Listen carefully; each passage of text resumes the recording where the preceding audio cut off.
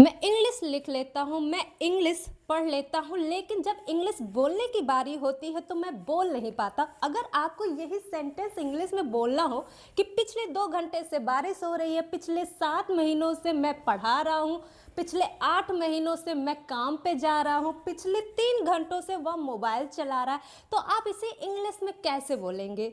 जब भी कोई काम पास्ट में शुरू हुआ हो, अब वही काम प्रेजेंट में चल रहा हो, मतलब कोई काम पास्ट में शुरू हुआ और प्रेजेंट टाइम उसका एग्जिस्टेंस है, मतलब वो काम जारी है, कंटिन्यू है, तो उसके लिए एक टेंस की आपको ज़रूरत पड़ती है। वो टेंस होता है present perfect continuous tense.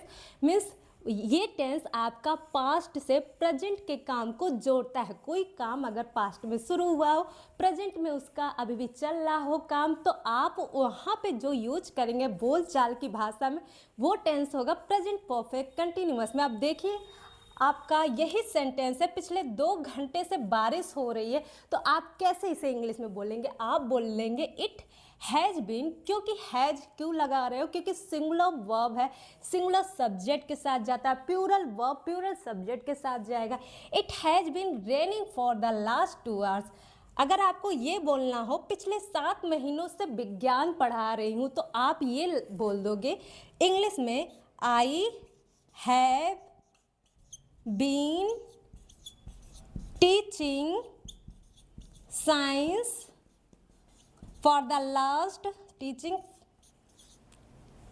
science, SCIENCE, science for the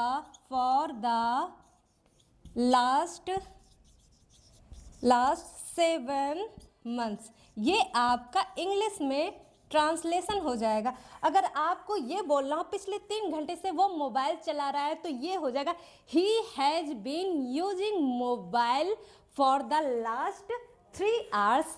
ये हो जाएगा। आई होप आप बोलचाल की भाषा में कौन सा टेंस यूज करेंगे, पिछले कुछ समय से लेकर प्रेजेंट में कोई भी काम जारी है, पास्ट से लेकर प्रेजेंट को जो कनेक्ट हो रहा है, तो आप जो यूज करेंगे प्रेजेंट परफेक्ट कंटिन्यूअस।